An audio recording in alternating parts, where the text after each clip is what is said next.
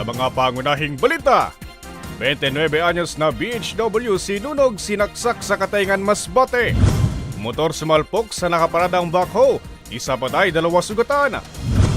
Mayor Hisham Ismail at iba pang Legazpi City officials nanumpa na. PNP Chief General Nicolas Torre III bumisita sa Sorsogon. At mga tagumpay ng Administrasyong Garbin inilatag sa ulat sa bayan nitong Biyernes.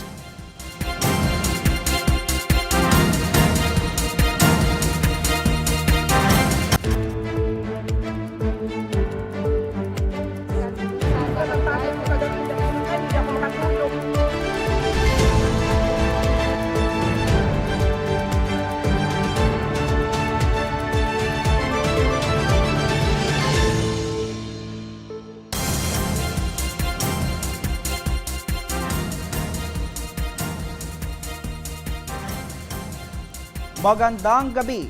Narito na mga balitang dapat ninyong malaman ngayong Lunes, huling araw ng Hunyo taong kasalukuyan. Pasintabi po sa mga manunood. Sinaksak na, sinunog pa ang isang 29 anyos na babaeng barangay health worker na magre-remit lamang umano ng pera sa isang lending company sa Katayngan, Masbate. 3 araw nang pinaghanap ang biktima bago natagpo ang patay sa gilid ng kalsada. Si Danica Garcia sa buong detalye. Isang sunog na bangkay ng babae ang natagpuan sa gilid ng kalsada sa bahagi ng Barangay Pawikan, Katayngan, Masbate, alas 11 ng tanghali nitong Sabado, Hunyo 28. Kinilala ang biktima na si alias Ming, may asawa, barangay health worker at residente ng Barangay Kagbatang, parehong bayan. Ayon sa PNP, magtatatlong araw nang nawawala ang biktima. Huling nakitang buhay ang biktima, 1:00 ng hapon nitong Miyerkules, Hunyo 25, lula ng kanyang motorsiklo, kasama ang kanyang kapitbahay, na kapwa magre-remit ng pera sa lending company sa Barangay Poblasyon, pareho ring bayan. Bago maiulat ang kanyang pagkawala, naihatid pa umano nito ang kanyang kasamahan sa isa pang lending company sa lugar. According sa asawa, June 25, 2025, alauna, nag-chat pa to sa kanya na nandito siya sa poblasyon para mag-remit ng remittance. Tapos, after that, tinatawagan na niya, kinokontak na niya, hindi na nag-reply sa kanya. Pagkatapos, yung asawa umuwi pagka 26, galing ng Maynila kasi nag-aalala na hindi na nagre-reply, wala nang paramdam sa kanya. Then 27, siya dumating dito sa Katayngan. Nagpunta siya dito sa station para ipa-record ang nangyari na hindi pa bumabalik ang asawa niya. Nakuha sa lugar ang isang bag na may laman na 1,000 pesos at iba pa nitong personal na kagamitan. Ayon sa PNP, bukod sa panunog, nakitaan rin ang biktima ng isang saksak sa dibdib. Sa ngayon po, kakalabas lang po ng postmortem result. Ang result po talaga niya is meron siyang saksak sa dibdib, tapos ang sunog ang katawan niya. Yun ang dahilan ng pagkamatay niya. Sa ngayon, nagpapatuloy pa rin ang investigasyon ng PNP sa kung ano ang motibo at sino ang nasa likod ng pagpaslang sa biktima. Para sa mga balitang Tatak Bicol, Danica Garcia.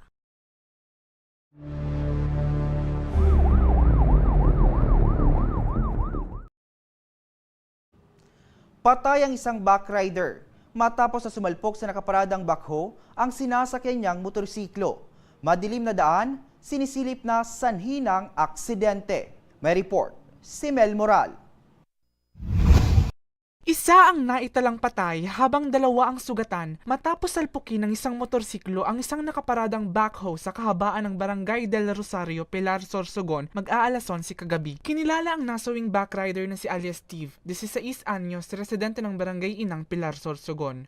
Kinilala naman ang mga sugatan na sina alias Ray, 37 anyos, rider, residente ng Barangay Salvacion, parehong bayan, at ang isa pang 16 anyos na backrider na si alias Icon ng parehong bayan. Itinuturong dahilan ng kanilang pagkakaaksidente ang madilim na daan kung saan nakaparada ang nasabing sasakyan.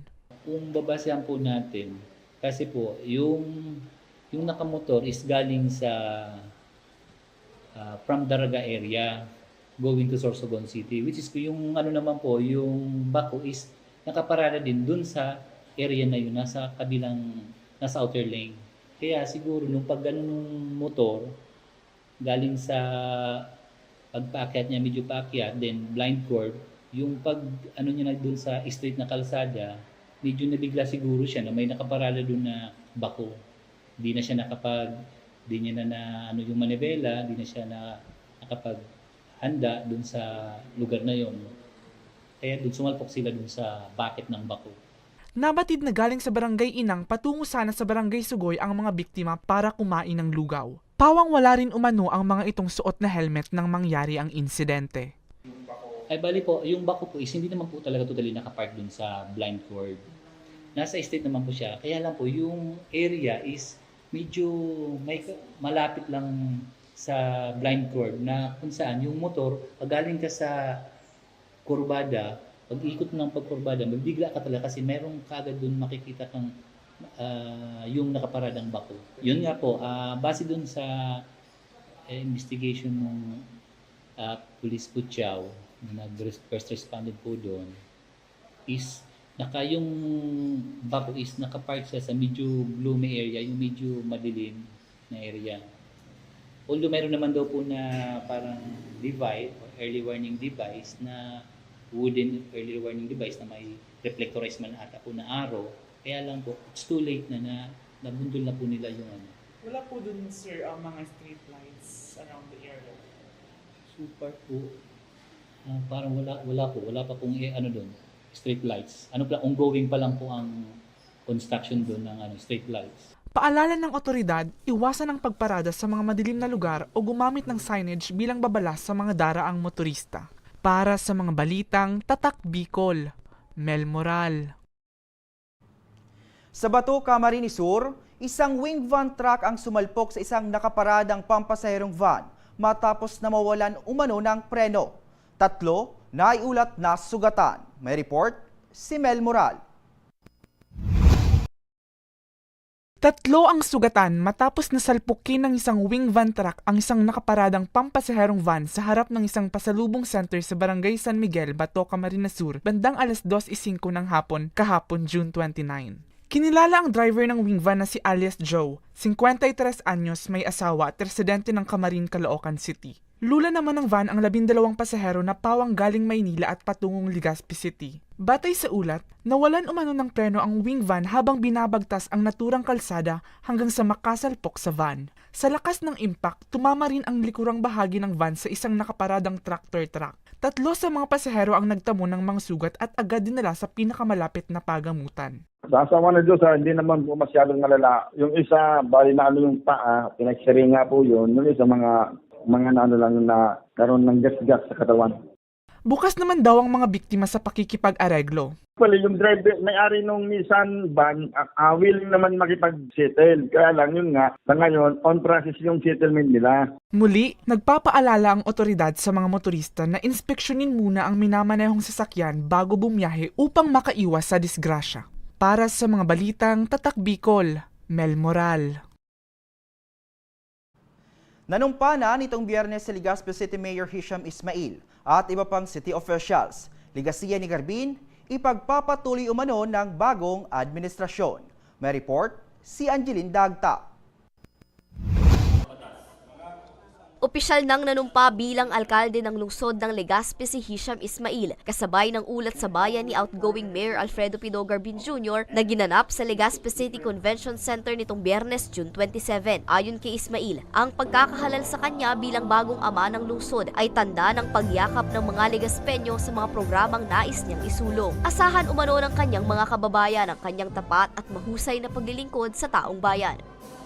Today, we begin a new chapter. A chapter where government will no longer be feared but felt. Where progress will not be selective but shared. This is the promise of our leadership. Asenso Legazpi, asenso para sa Gabos. Sa sakuyang pagtukaw sa maabot na alaw, tandaan ta na ang sakuyang serbisyo ay bago lamang para duman sa nagsuporta sa kuya at nagtiwala. It is time to put politics aside and it is time to work together. Dagdag pa niya, ipagpapatuloy ng kanyang administrasyon ang mga programang sinimula ni outgoing Mayor Garbin na unti-unting nagdala ng positibong pagbabago sa lungsod. As in pagtugod man po, warang iba, ang Ako Bicol representative, as in first nominee, Congressman Elizalde Vico, malakpakan databi. Nakulao, nakatabangan, ang kita niya sa kuya, as in sa Gabos, sa 70 Barangay Sigde yung pagtao kay oportunidad, as in maglain-lain na programa na aram ko, na pagbalik man po ni Congressman Pido Garbin, papakasugon niya pa para mas matigdi sa siyudad ng Legazpi. Kasabay niya ring nanumpa ang iba pang city officials tulad ni na Vice Mayor Luis Gutierrez, Councilor J.P. Lee, Councilor Sharlton Lahara, Councilor Attorney Butch Lucila, at Councilor Sunshine Imperial. Samantala sa ginanap na pagtitipon, nanumpa rin si Garbin bilang kinatawa ng Ako Bicol Party List sa Kongreso. Ayon kay Garbin, panatag siyang aalis dahil nasa mabuting mga kamay ang lungsod. 2024, kanako nakatukaw alkalde kan sa tuyang syudad. Kaakbay kaini ang 7 bulan na itinaon sa kuya talaan para makapagserbi sa tuyang syudad ni Legazpi. Halipot man halagad dakulang oportunidad para makapanibag sa mga pangangipuhan, makataon ng solusyon sa mga problemang haloy nita niyato, pinagpaksan, makagibo ng aksyon para mapunanan sa tuyang kamabutan na asenso bako sa nagkakapira, alagad asenso para sa Gabos, asiring sa dalan ng bagong Legazpi. Samantala, opisyal na ring naupo sa kani-kanilang mga posisyon ngayong araw, June 30, ang mga nanumpang opisyal. Para sa mga balitang Tatak Bicol, Angeline Dagta. Susunod, PNP Chief General Nicolas Torre III bumisita sa Sorsogon.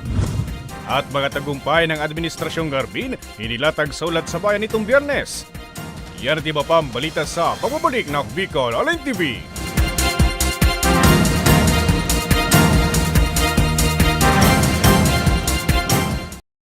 Libo-libo na ang mga nabigyan ng tulong medikal.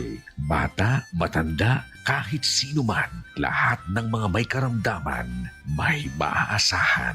Nagpapasalamat sa Ako Bicol Party List. Hindi po namin makakalimutan ang tulong na dinala ninyo dito sa aming bayan. Maraming salamat po. Dahil iisa lang ang tunay na nagmamalasakit. Ako Bicol, katabang na, kasurog pa. Problema sa tubig, agarang binigyang solusyon. Nagpatayo ng mga solar-powered water supply system sa mga liblib na lugar. Libre, malinis at maaasahang supply ng tubig 24/7. Nakulaon ang pagpapasalamat niya mo. Dahil may ikamalilingan habang kami nabubuhay. Nakulaon nining tabang para sa Gabos na tao digdi. Salamat po. Para sa ating mga kababayang nasa laylayan, Ako Bicol, katabang na, kasurog pa. Tucked away in the province of Albay, known for its perfectly shaped Mayon volcano, Misibis Bay Resort, a locally owned 5-hectare private island resort. The resort is ready for all those looking to balance tranquility and adventure. This tropical destination is where guests can either choose to relax under the palm trees or have an adventure under the sun. It features modern and luxurious rooms and villas, recreational facilities, and sophisticated services.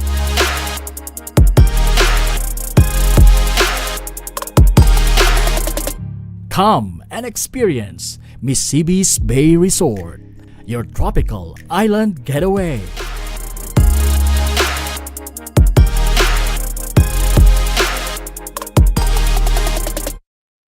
Daan-daan na po ang mga nakapagtapos at may mga kanya-kanya ng propesyon. Sa kanilang pagpupunyagi, walang masidlan ang kanilang mga ngiti. Inat sa Gabos, nagpapasalamat po ako sa AKB. Gusto ko lang po magpasalamat sa Ako Bicol sa opportunity na tigtatao po arag po sa kuya na estudyante Dahil naandyan lang, katuwang lagi. Ako Bicol, katabang na, kasurug pa.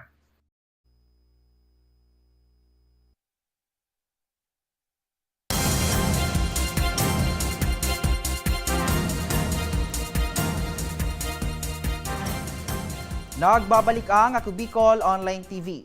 Bumisita kahapon sa lalawigan ng Sorsogon si PNP Chief General Nicolas Torre III. Pinangunahan niya rin ang ilang aktibidad at tinalakay ang 5-minute response time strategy. May report si May Insinares. Ladies and gentlemen, let us all welcome the 31st Chief of the Philippine National Police, Police General Nicolas De Loso Torre III. Mainit ang naging pagtanggap ng mga Bicolano sa pagbisita ng bagong hepe ng Philippine National Police na si Police General Nicolas Torre III sa lalawigan ng Sorsogon kahapon, June 29. Nanguna si Torre sa inaugurasyon ng bagong himpilan at multipurpose building ng Sorsogon City PNP. Kasama sa mga dumalo si Senate President Francis Escudero, PNP Bicol Director Police Brigadier General Andre Dizot, Sorsogon Mayor Maria Esther Hamor at Sorsogon Governor Jose Edwin Hamor. Kasunod nito, nagpatawag din si Torre ng command conference sa Sorsogon Police Provincial Office kung saan tinalakay ng mga opisyal ang pagpapatupad ng 5-minute response time strategy.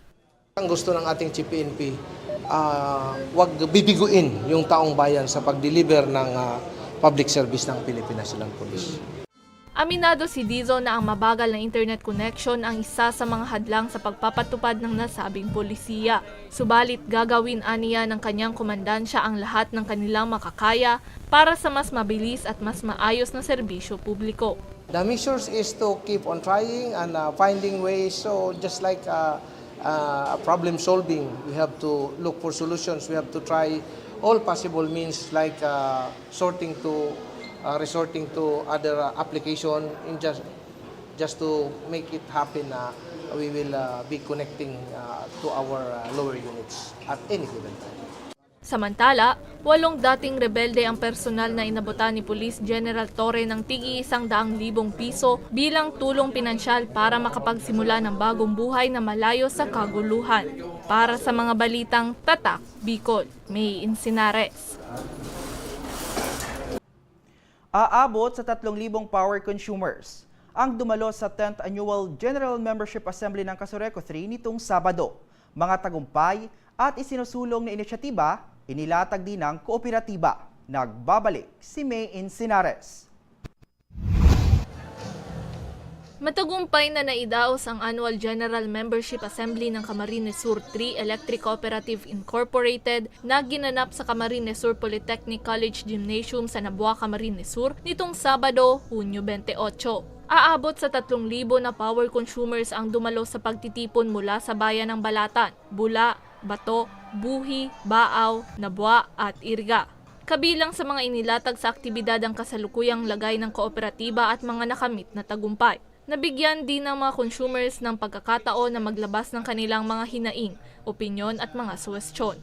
We are very proud to share that Casureco 3 has accomplished AAA performance out from the A-Ling na performance niya way back 2012. So ngayon po, masaya po kaming ibahagi at ipaintindi ang totoong estado ni Casureco 3 sa lahat ng member consumers. Yung mga parameters po yun under financial, institutional, and technical. So ibig sabihin po, lahat po yun na abot or na-perform ng maayos ni Casureco 3, kaya po siya nakakuha ng AAA na categorization.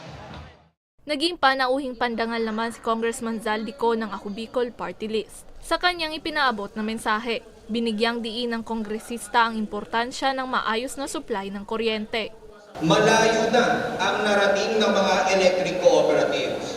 Sa mga dekada ng serbisyo, libo-libong barangay ang naabot ng liwanag.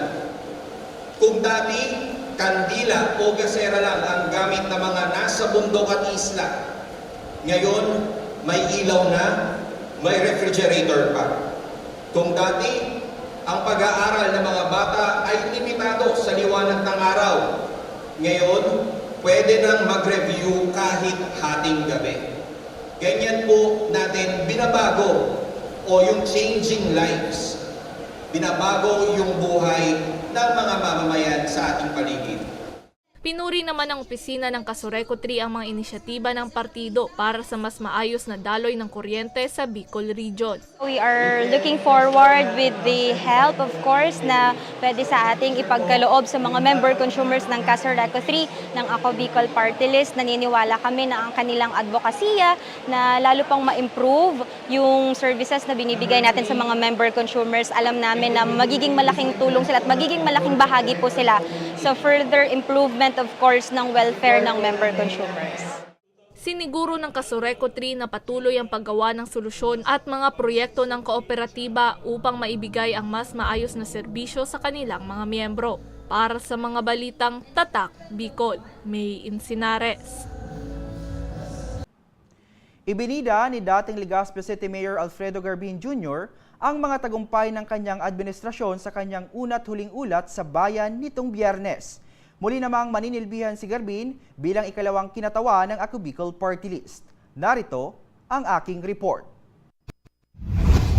Inilatag ni dating Legazpi City Mayor Alfredo Garbin Jr. ang kanyang mga naging tagumpay sa 7 buwang panunungkulan sa lungsod sa kanyang una't huling ulat sa bayan nitong Biyernes, Hunyo 27. Kabilang sa mga tagumpay na ito, ang kasalukuyang konstruksyon ng 15,000 housing units sa barangay Humapon na naging posible sa ilalim ng pambansang pabahay para sa Pilipino o 4PH program ng Administrasyong Marcos. Kasama rin sa kanyang mga ipinagmalaki ang mga dagdag na silid-aralan sa iba't ibang paaralan sa lungsod, pagbubukas ng Super Health Center sa barangay Humapon na bukas maging sa mga kalapit na barangay at ang pagpapatupad ng PhilHealth Zero Billing Policy sa Legazpi City Hospital. By successfully outsourcing these external funds, the city can implement crucial infrastructure and development initiatives without depleting our local budget.